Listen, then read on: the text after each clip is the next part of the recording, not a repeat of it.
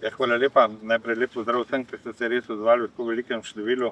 Jaz bi tako kot Jerneja tudi, seveda bomo za odgovore v prihodnje vedno na razpolago, ampak predvsem bi želeli našo letalsko enoto pa malo razbremeniti vsega tega dela, ker so dnevno na letalskih operacijah, nažalost seveda bojo tudi na gasilskih operacijah v prihodnje in je potem tudi zaradi mira, ki ga morajo imeti koncentracije, to zelo pomembno, da jih pač ne motimo v tem času.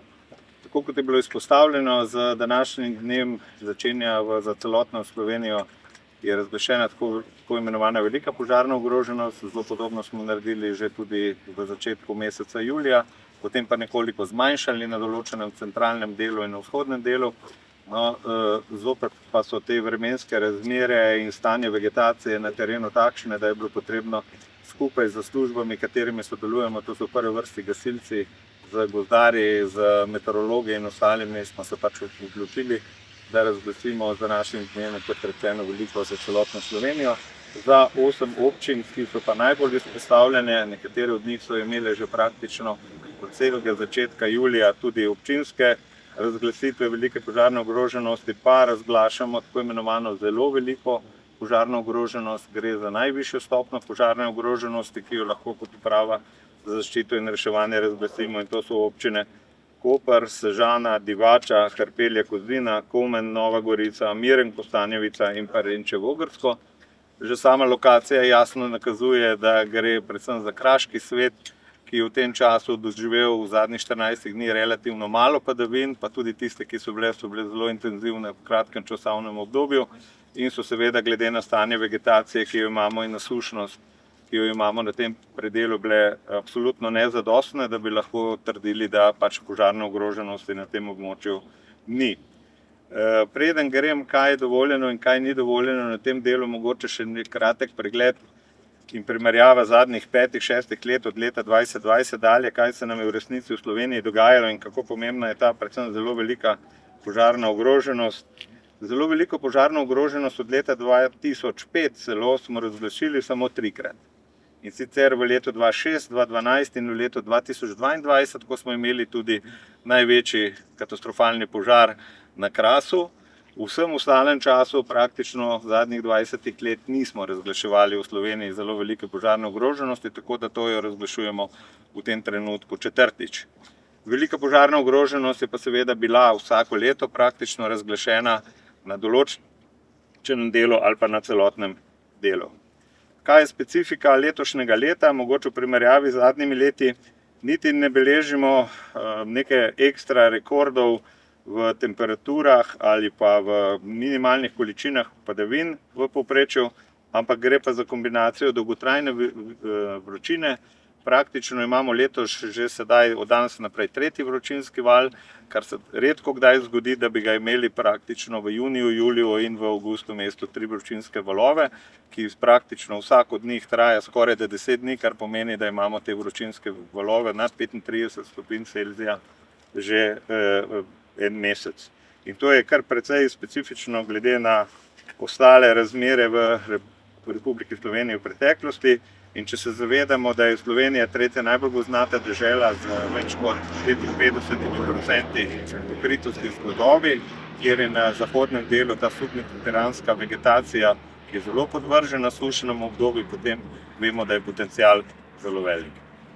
Mogoče samo še podatek, ker praktično obeležujemo nekaj dni nazaj obletnico, je bila, same, bom rekel, bolj take obletnice so konec julija in avgusta, ki so katastrofične v zadnjih 5 letih. Največji požar leta 2022 v juliju je povzročil na Krasu, da je izgorelo več kot 3700 hektarjev površin. To je daleč največji požar, sploh če ga primerjamo, da je letna ogorela površina v Republiki Sloveniji ponavadi veliko manjša. Konkretno, če pogledamo, v letošnjem letu je že pogorelo 157 hektarjev površin, v preteklih letih pa se je ta številka vrtela okoli 400-500 hektarjev, tako da se res vidi, kakšna katastrofa je bila leta 2022 na tistem požarju. Zdaj mogoče samo en preskok. Najnovejši podatki do včeraj kažejo, da je v Španiji in v Franciji teh površin veliko več. samo v Španiji se ocenjuje, da je letos pogorelo že več kot 140 tisoč hektarjev, v Franciji pa več kot 70 tisoč hektarjev. V tem zadnjem požaru, v tem zadnjem mestu, potem si lahko predstavljamo, kakšne razmere imajo v tujini v primerjavi z Republiko Slovenijo. Ko sem že malo pri statistiki, v zadnjih letih od 2020 smo imeli poprečno v Sloveniji med 1000 in 1600 požarov v naravi. Kot rečeno, in večinoma teh požarov se je končalo nekje skupno številko do 300-400 hektarjev. Opažamo, da pa po letu 2023 in upamo se trditi tudi zaradi prisotnosti traktorjev in spremembe v sami taktiki gasilskih enot nastopanja na samem terenu, so pa te površine po posameznih požarih bistveno manjše, ampak s tem se seveda ne bi hvalili, da se ne bomo hitro z neko statistiko velikega požara tudi ušteli.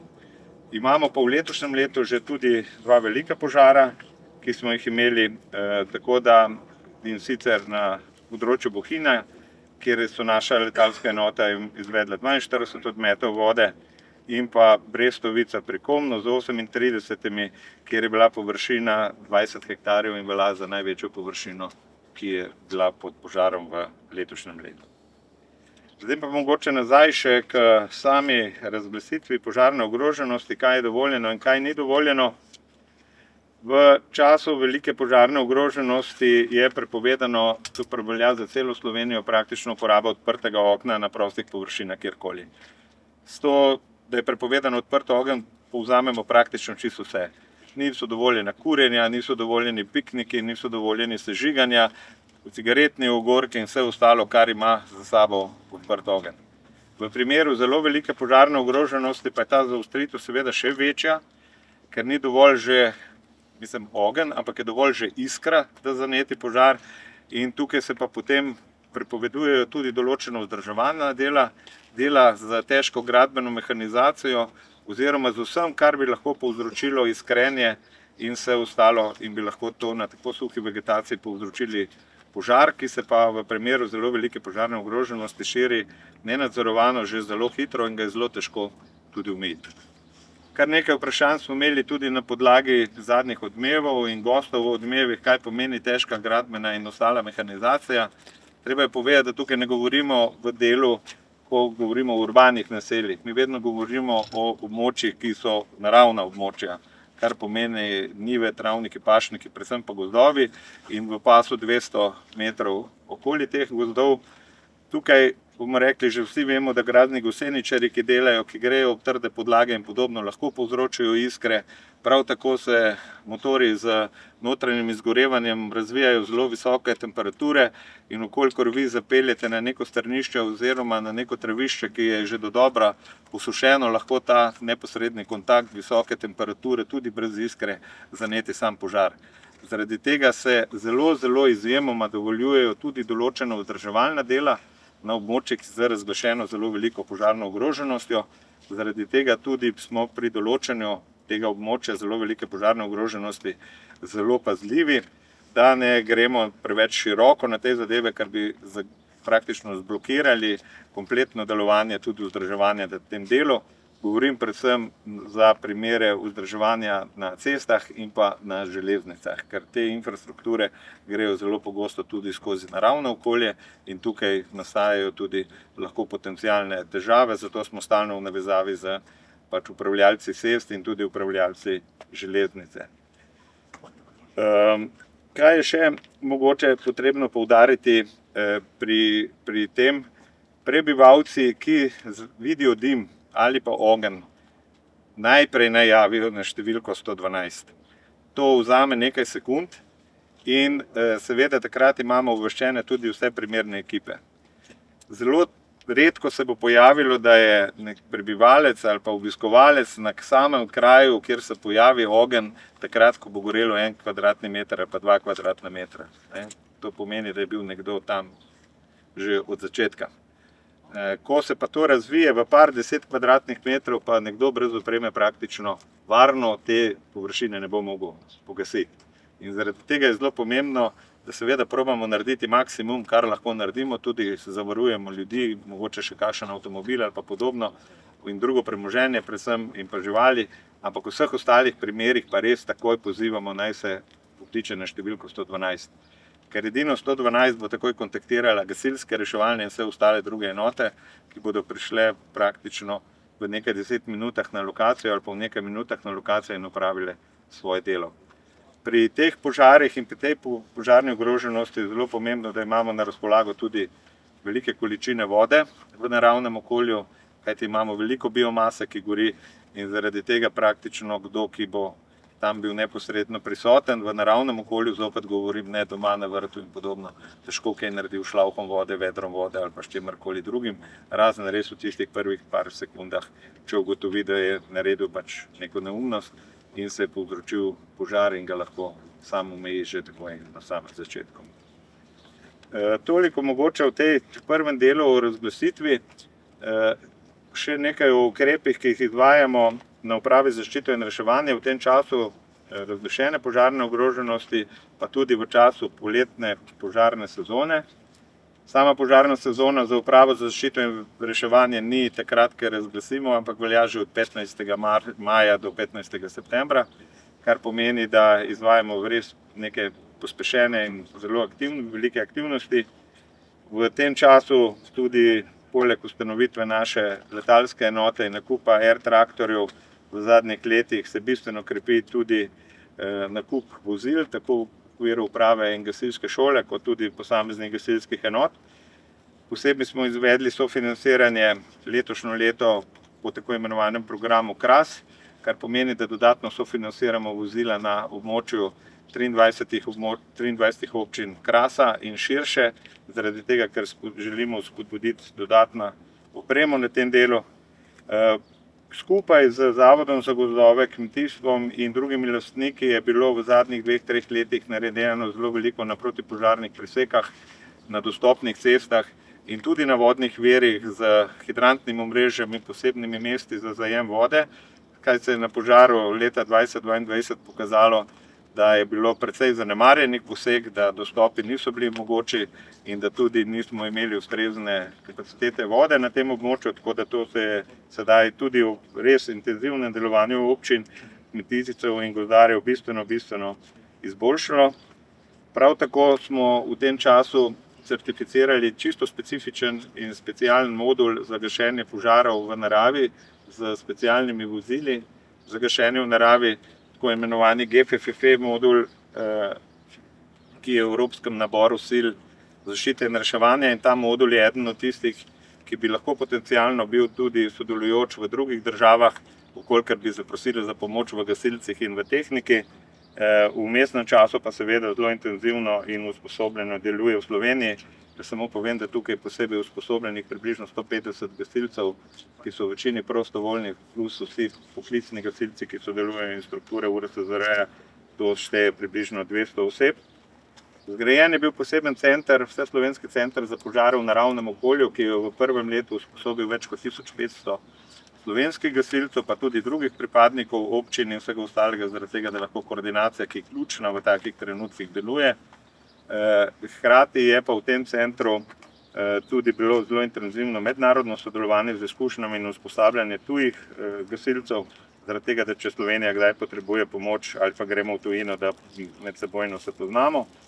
Od začetka julija je v Sežani stalno prisotnih 24/7 gasilcev iz celotne Slovenije, ki se v vmesnem času učijo, v primeru, da je pa potrebna intervencija, takoj nastopijo na intervencijo, kar pomeni dodatne sile, ki so na razpolago na tem območju.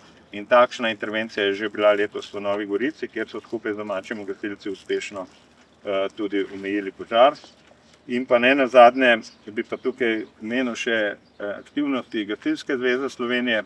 Gasilska zveza Slovenije je s svojimi regijskimi poveljstvi in organizacijami oblikovala tako imenovane posebne module po regijah za drugačen pristop, kolikor je potreben prihod večjega števila gasilcev predvsem na kraško območje v preteklih letih, da več ne prihajamo z različnimi vozili, z velikim številom, da se praktično dnevno vrši prihod in odhod enot, ker je to logistično, tehnično zelo zahtevno, pa tudi nevarno za gasilce, da so se oblikovali tako imenovani posebni gasilski vodi po regijah, ki ga sestavljajo ista vozila po vseh regijah, isto število gasilcev, ki so posebej usposobljeni in ta oprema ostaja tudi dalj časa, recimo na Krasu in se zamenja samo moštvo. Tako da veliko je bilo teh aktivnosti v zadnjih 2-3 letih, ki imajo za rezultat, da so vsi skupaj različne strukture, ki tukaj sodelujemo, tudi vojska, policija kot dva druga stebra nacionalne varnosti. Rečemo, da je Slovenija veliko bolje pripravljena kot leta 2022 ali pa kadarkoli v preteklosti. Seveda je pa treba tukaj narediti zelo jasno vejico in reči, da v določenih primerih, ko pa se pojavijo zelo močni vetrovi, da se pojavi zelo velika intenziteta požara oziroma več požarov, ki se združijo v enega iz različnih koncev, potem pa se lahko pojavijo še vedno zelo neprijetni scenariji in tudi večji požari.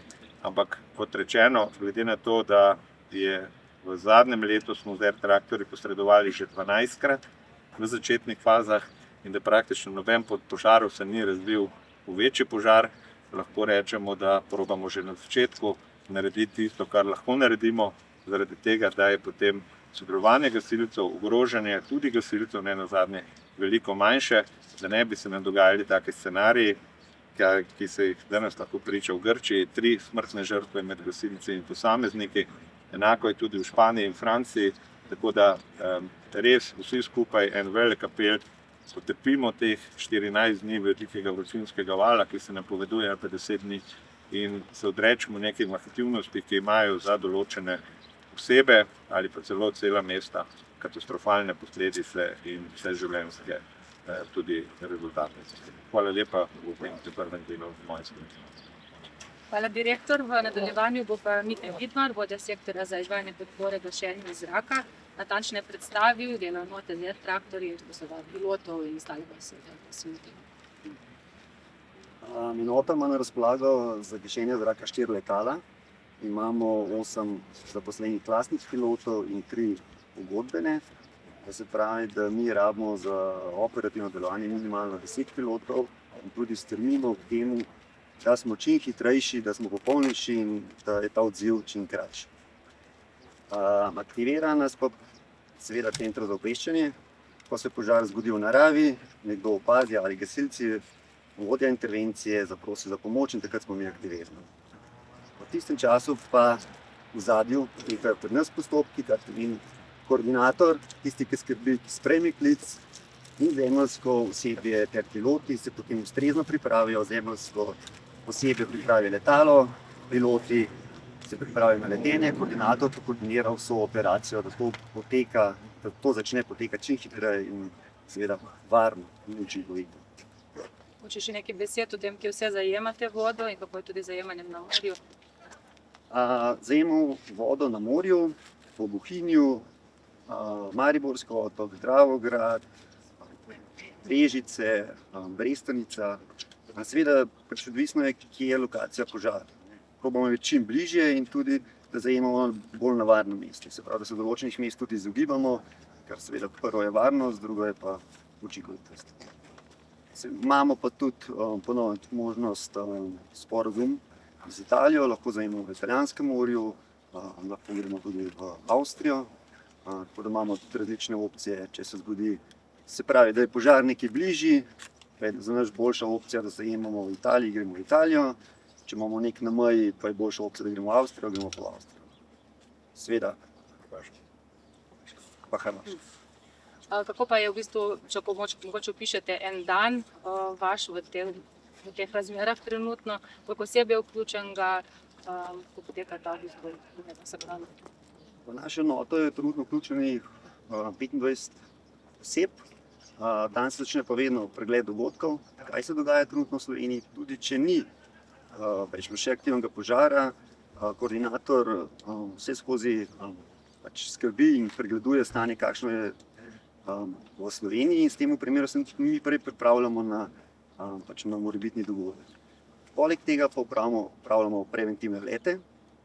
Letala so takrat napolnjena z vodo, kar pomeni, da smo tudi hitrejši odzivni. Če požar zaznamo, sporočimo 112, od 112 dobimo nazaj odobritev in potem lahko tudi posredujemo zelo hitro. Z namenom smo vas povabili sem na Brnik, to je v bistvu matična baza, ne? Tako je. Brnik je matična in primarna baza. Tukaj bo tudi ostala in se tudi v prihodnosti v 2022 namerava zgraditi hangar. Ja, to smo tukaj. Zdaj pa vas vabim, da postavite vprašanja za Mitjo Vidmarja ali druga Levna Behina. Kam greste pa po vodo, če recimo gori v Kamniški Bistrici? Ne v prvem krogu, v drugem. Kje jo zajamete? V bistvu, če v Kamniški Bistrici začne goreti, gremo kar na Brnik. Matično bazo, tukaj napolnimo, tako, to traja cirka 3 minute, zemeljsko osebje skozi pripravljenosti in to poteka najhitreje ne more. Koliko časa pa traja recimo zajemanje vode drugod, po morjih, rekah, cel ta proces in pa kakšna je še kapaciteta v zalogovnikih? Kapaciteta maksimalno v zalogovnik je 3100 litrov, v morjih pa kjerkoli je pa proces do 20 sekund zajemanja. V 20 sekundah mi lahko maksimalno zajamemo vodo. Pa bi lahko malo opisali to pomen izvidniške funkcije v primerjavi z letom 2022 pa zdaj, koliko prej se odkrijejo požari, kakšna je potem škoda na koncu, bom rekel, zaradi traktorjev pa učinkovitost.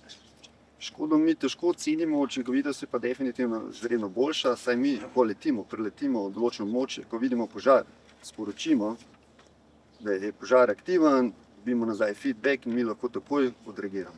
Kar pomeni, da mi naredimo nekaj, kar niti ne vemo, kaj bi pa lahko bilo, ampak to je potem pa prednost letali naše enote, da smo učinkoviti, se pravi, hitro odzivni. Jaz sem še za gospoda Behina.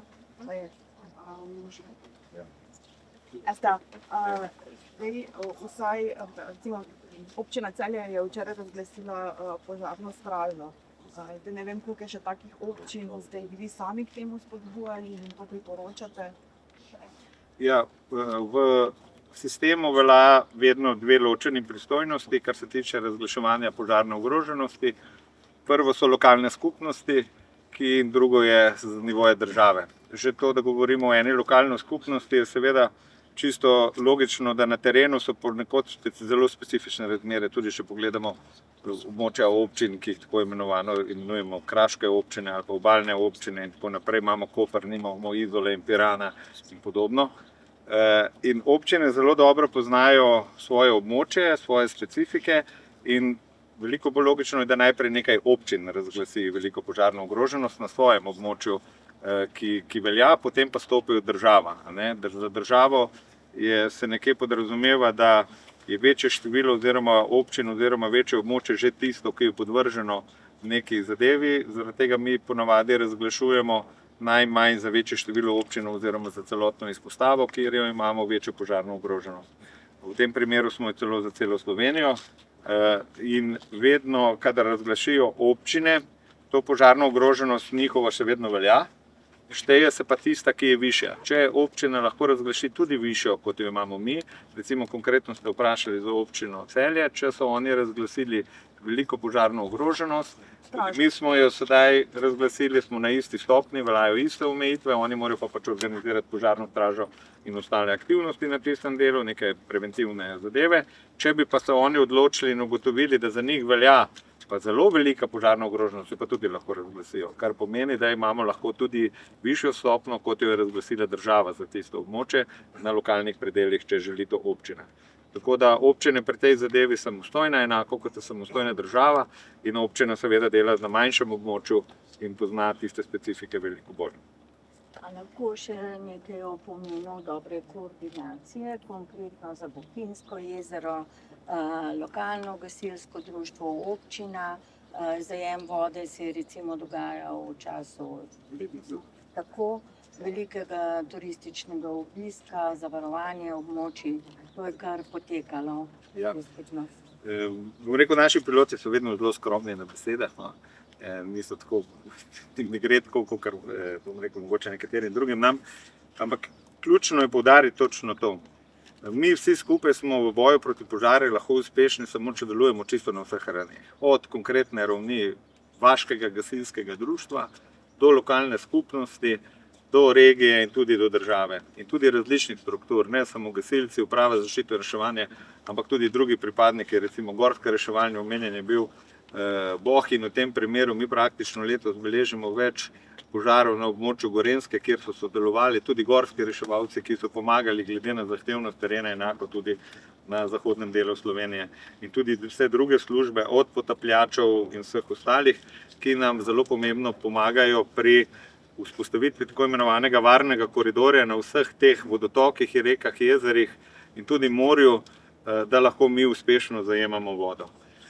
Tukaj bi jaz izpostavil, predvsem smo zelo veliko prisotni na območju Dolnje Save, veliko smo prisotni na območju Drave, Ptujskega jezera in zelo veliko smo prisotni na območju Bohinja. Praktično Bohinj predstavlja nam enega najpomembnejših vodnih virov, na katerem lahko izvajamo zajemanje vode, predvsem za ta gorenjsko in zahodni del Slovenije. In tukaj imamo res vrhunsko ekipo, upam reči, od občine, župana, vseh sodelavcev, ki izredno aktivno in učinkovito tako obvešča vse ostale in nam zagotavlja koridor v najpomembnejšem obdobju z največjim številom prebivalcev, obiskovalcev na samem jezeru. In tukaj res gre zahvala ne samo Bohinju, tudi vsem ostalim, ki sodelujejo in tudi vsem ostalim, ki nas podpirajo tako na morju, tukaj je to služba za varstvo oziroma pomorska služba in v Italiji, in v Sloveniji, in na Hrvaškem in tudi vsi drugi reševalni sestavi, kajti mi ne moremo zajemati vode večinoma sami, brez da nas nekdo varuje tudi na tleh. In potem je še ena zelo pomembna koordinacija, tukaj pa v večini igrajo naši koordinatorji v letalu in pa gasilci na terenu. Praktično se noben odmet vode, razen takrat, kadar smo mi čisto prvi in še gasilcev ni na terenu, ne izvede brez koordinacije gasilcev na terenu. Ta letala imajo malo drugačen način gašenja kot recimo helikopteri, in sicer na način, pri helikopterju gre za zelo točkovni odmet in se gasilske enote ne rabijo umikati, v primeru letal, kjer pa prihaja do linijskega odmeta in dejansko direktno v čelo ali pa na boke, same linije pa vedno potrebno tudi gasilce določeno umakniti zaradi varnosti in tudi večje količine vode, tukaj lahko prileti 3 kubike vode na razdalji tudi 100 metrov. In tukaj je pa ta koordinacija stalna zelo pomembna, kajti ko mi končamo, morajo pa takoj gasilci tehnično iti seveda poteptati, ne čakati, ker takrat praktično je nekaj sekund časa, zato da se to zelo učinkovito počne. In ta koordinacija ni samo po dnevi, tudi v Franciji in Španiji lahko berete, predvsem zdaj v Bordeauxu, da je gasilcem zaradi primernih vremenskih razmer v okvir uspelo spraviti požar predvsem po noči. In to se dogaja tudi pri nas na Krasu in tudi v ostalih požarih, tudi Trstelj in vse ostale, ki smo imeli, smo dejansko za dronsko enoto URSZR-ja ali pa gasilcev, ki imamo zelo, bomo rekel, na URSZR termovizijsko odlične drone in si pri teh zadevah pomagamo zaradi lastne varnosti, ker ne sme biti ničesar v zraku, da ne bi prišlo do nesreče in so lahko samo naši droni. In skupaj z gasilci potem tudi naredimo interpretacijo, kje so posamezna žarišča in najbolj učinkovito se gasi seveda po noči, ko ni vetrov in ko je tudi primerna temperatura, ki se spusti in takrat je efekt gašenja ponavadi veliko večji. Dejali so, da ste tudi v stiku z upravljavci tako cestne kot tudi železniške infrastrukture. Ali imate mogoče podatek, ali so slovenske železnice že ali pa bodo omejile hitrost vožnje vlakov skozi področje, za katero je razglašena visoka požarna nevarnost? To bomo še se z njimi dogovorili. V določenem primeru so že oni sprejeli določene ukrepe zmanjšanja hitrosti in pazljivosti, tudi izvajali so preventivne umike vegetacije iz tega dela, še preden je nastopila požarna sezona, zaradi tega, ker vemo, da pač so ti ta predvsem primorski koridor je zelo občutljiv na iskrenje in na tovornem prometu. Tako da slovenske železnice, si upam reči, res zelo aktivno sodelujejo, ni pa nikoli možno izključiti tega, kar se praktično pri tirih, ko imamo prisotno 2 kovini, vedno pojavi iskrenje in odlet. In to je še posebej pomembno v primeru vetrovnih razmer, kjer pride lahko do manjšega požara ali pa do zametka tukaj, potem ga pa veter odvrže na drugo površino par metrov stran in potem dobimo večji požar. Smo pa z njimi vedno na vezi in tudi zdaj, ko izvajajo vzdrževalne dela, smo točno dogovorjeni, kje jih lahko delajo in kje ne, oziroma da jih prestavijo za ta del, ko je veljala zelo velika požarna ogroženost, da se na samem tem delu občin ta dela ne izvajajo, razen v primeru, ko jih je nujno potrebno narediti zaradi varnosti prometa. To je pa potrebno zelo jasno povedati, kajti pač ne moramo pa trpeti, da če nekaj ne morejo delati na kretnicah ali pa kjerkoli zaradi tega, da bi se ogrožal promet ljudi ali pa tovora. Spet o RTV Slovenija. Mene pa zanima, v kateri fazi so se povedali že glede zajemanja vode tudi čez mejo, ne? V kateri fazi so pa dogovori med Slovenijo pa Koroško glede sodelovanja letalskih enot, ki bi skupaj gasile, bodisi na Koroškem, bodisi v Sloveniji. Eno vprašanje, drugo vprašanje, bilo je rečeno, da se bo dalo gasiti tudi s Spartanom. Kako je s tem? Kdaj bomo videli Spartana med gašenjem? Ja, najprej mogoče ta obmejno območje, pa bom tudi malo razširil. Vprašanja so bila, zakaj nismo ponudili air traktore Franciji, Španiji in podobno. Iz čisto enostavnega vzroka, ko prvič naša enota, je treba zelo pošteno povedati, je praktično prva letala v Sloveniji smo dobili leta 23. Enota se je resno ustanovila leta 24, tam smo 26, praktično v 2 letih, druge v tujini ne dosežejo samostojnosti delovanja te enote, kaj šele kaj drugega.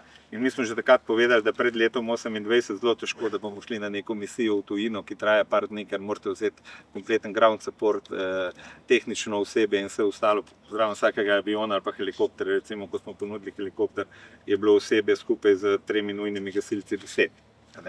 Pri avionu so ponavadi te številke še nekoliko večje. Zaradi tega ni možno iti, hkrati pa tudi zavarovanja, usposabljanje, poznavanje v tujini, delovanje, ker mora biti to narejeno in zelo v pilotskem delu letal to zelo omejeno. Tako da to še sigurno ne bomo počeli niti v naslednjem letu. In to smo tudi povedali, kljub temu, da nas je Evropska unija zaprosila, da bi lahko. Smo pa pripravljeni in se pogovarjamo z sosednjimi republikami Hrvaško, Avstrijo in tudi Italijo, da v tem obmejnem delu, kjer se pa pojavljajo požare in mi lahko koristimo matično luko in odletimo, gasimo recimo 2 ure in se vrnemo nazaj, zvečer v Slovenijo pa lahko pomagamo, če oni to želijo. In tu je tudi en del tistega odgovora za Koroško in za del Avstrije. Zaradi tega tudi v zadnjih mesecih dni praktično zelo intenzivno in tudi včeraj smo leteli v Avstriji, kjer skupaj z avstrijskimi kolegi ugotavljamo, kje bi tam tudi lahko zajemali vodo. Zaradi tega, da recimo ne bi šli nazaj v Dravograd ali pa kakorkoli, ampak bi lahko delali tudi to na Koroškem. Sistem, kdaj gremo pa lahko v tujino, je pa zelo jasno določen. Tudi zadnji požar, ki je bil blizu Slovenije v Italiji, je to zelo jasno pokazal. Vsaka država je samostojna pri tem, ki se odloča, kako bo gasila požare. Tako kot Slovenija. Nobeno letalo, noben helikopter na pomoč ne more prileteti, brez da to država zaprosi. In to zaprosi preko ali bilateralnega dogovora s sosednjo državo, ali pa zaprosi v okviru Evropskega mehanizma civilne zaščite. V primeru kakršnega koli zaprosila se je, tako kot recimo bom rekel zopet Italija ali pa Avstrija, se povežejo med seboj naš center za obveščanje Republike Slovenije z pristojnim avstrijskim ali pa pristojnim italijanskim centrom. In če oni dajo jasno pač zahtevo za pomoč pri tem, potem se Slovenija lahko odzove.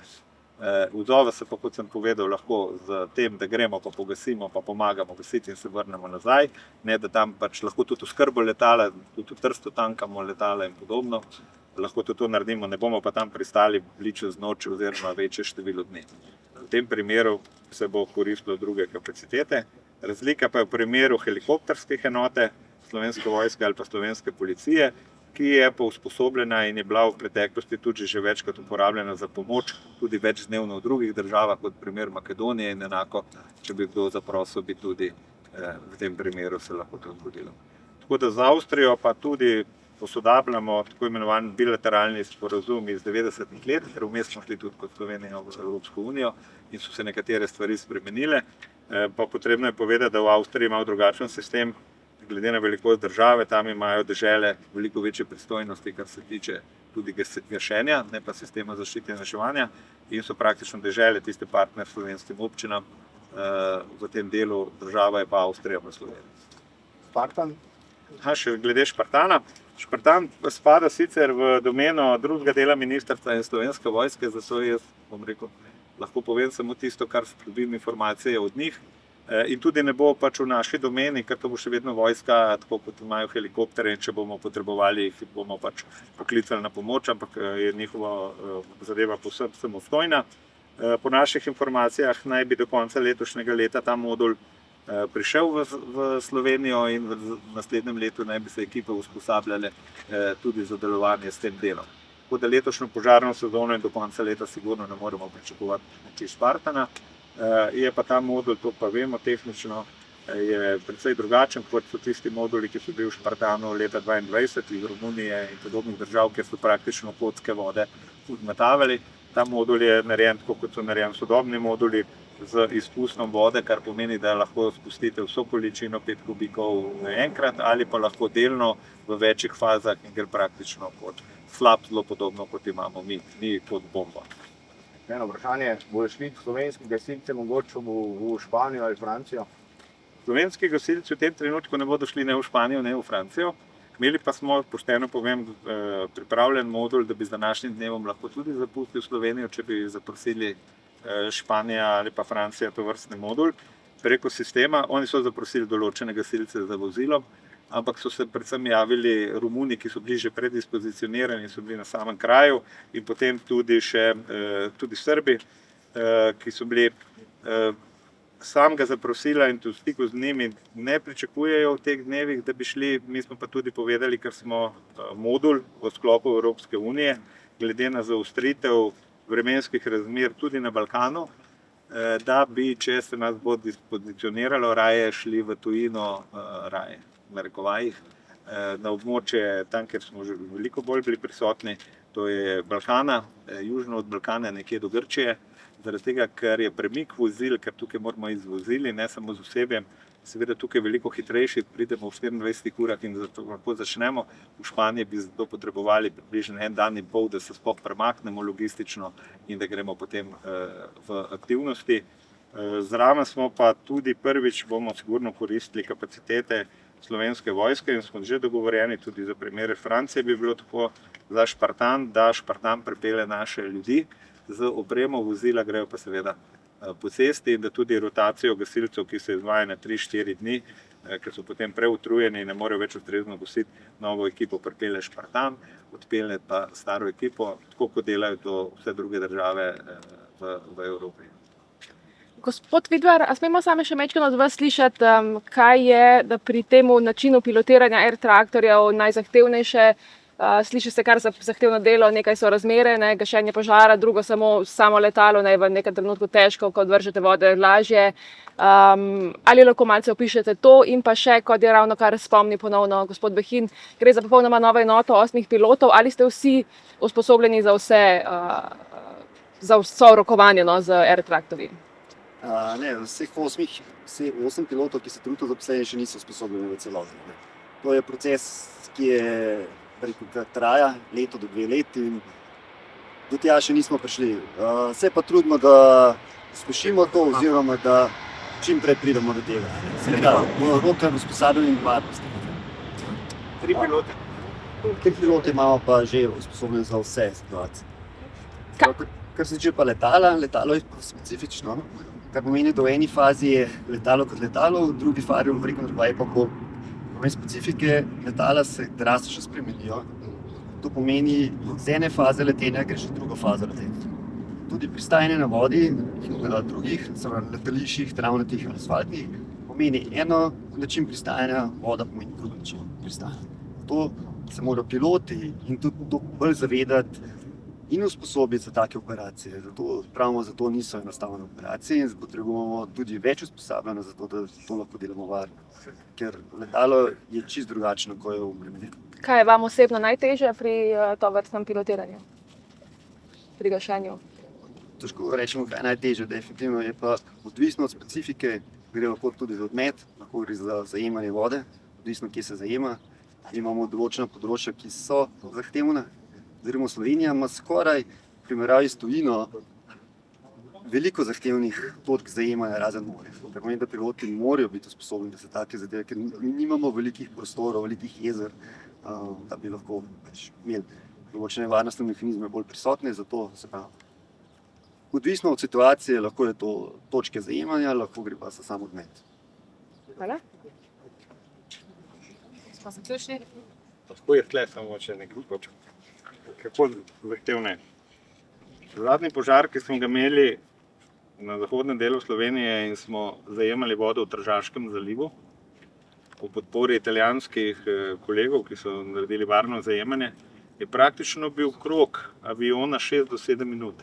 Kar pomeni, da je on odvrgel vodo, se v 2 do 3 minutah približal zajemanju vode v Tržaškem zalivu, izvedel v 1 minuti zajemanje, se vrnil nazaj in zopet po 2-3 minutah odvrgel. Kar pomeni, da je bila intenziteta delovanja, praktično piloti se ne sproščajo z ničemer. Grejo iz dejavnosti v dejavnosti in to so res take ekstremne obremenitve. V primeru Trftelja, ki smo ga imeli pred 2 leti, 2024, je bil ta primer, isto smo zajemali v morju, je bil cikl med 18 in 20 minut. Ampak to pomeni, da ko odletiš, si imel tistih 5-6 minut do vodne površine, kjer si mogel narediti prelet zaradi tega, da si videl, če je varno, ga zajeti vodo, približno 1000 metrov potrebujemo površine, da zajamemo vodo in varno odletimo iz take površine in se vrniti nazaj, skoordinirati z gasilci in izvesti odmet, v dimu, v temperaturi, v vsem ostalem. In to pač oni počnejo 2 do 2 uri, kajti po 3 urah, najkasneje 2 uri pa pol, mislim, da je obdobje, ko mora iti zopet na polnjenje goriva in se takrat tudi naredi določena pavza in potem pridemo in gasimo naprej. Zdaj, tudi še ob tej priložnosti, 3 so tisti naši piloti, ki samostojno izvajajo gašenje in izvajali so ga že tudi v mesecu marcu, aprilu, maju, preden so prišli tudi na pomoč nam najeti piloti, ki pridejo 15. maja in jih imamo 3 posadke tukaj do 15. septembra. Tako da so vse te tudi tuje enote so nastanjene v Sloveniji 24/7, kar se nam je že zgodilo, da smo v istem dnevu z 2 letali bili prisotni na vzhodnem delu Slovenije, z 2 pa na zahodnem delu in v zraku potrebno imeti vsa 4 letala, če hočemo. In piloti seveda morajo imeti pa tudi počitek, ne morejo delati in cele dneve, 7 dni, tako da je ta del zelo intenziven. Preventivne prelete pa izkoriščamo, tudi to imamo vprašanje, zakaj zajemamo na Ptujskem jezeru, zakaj ne jemamo na Mariborskem otoku. Prvič treniramo različne razmere, ker je zajemanje poleti drugačne zaradi temperatur, vodostaja, ovalovanja in vsega ostalega kot v popoldanskem času. Drugič pa, da pač piloti tudi dobivajo v tem času potrebno število ur na leta naši slovenski, zato da se bodo lahko v jesenskem času izobrazili za samostojno odmetavanje vode in bomo naslednji let po planih 2 pilota, praktično 3, ki so v treningu, jih lahko vidite tudi danes tukaj prisotne, ki so mlajši piloti v naše enote in drugo leto pričakujemo, da bodo lahko samostojno izvajali. Najeti piloti so za 3 posadke, 3 letala še v letošnjem letu, med njimi so tudi inštruktori, ki omogočajo praktično tudi določeno inštruiranje našega osebja v tem vmesnem času. Eden je izključno narejen na kolesnika, tukaj vidite pač 2 varianti, kolesna varianta in varianta s plovci, ki lahko zajema vodo. Potrebno je povedati, da tisti, ki je naredil usposabljanje na plovcih, ne sme leteti na kolesih in podobne zadeve, ker je način letenja čisto drugačen. Čisto enostavno, piskanje pri zajemanju vode, ki pristajate, je stalno zaradi nizke višine, tam ne smete potegniti kolesa, s tem pa ne smete iti. Kar pomeni, da je v tistih hitrih časovnih intervalih in obremenjenosti zelo pomembno, da delaš skozi iste zadeve. Zato so zelo redki piloti, ki imajo oboje. Mi bomo z drugim letom imeli izključno letala z plovci. V letošnjem letu smo želeli jih probati, ker so drugačne plovnosti, drugačno odvzem, ali bi bile primerna letala tudi v Sloveniji za kolesi, ampak se bomo odločili zaradi šolanja pilotov in vseh površin, da imamo izključno v tem trenutku pilote in letala za plovci za vodo. Hvala lepa.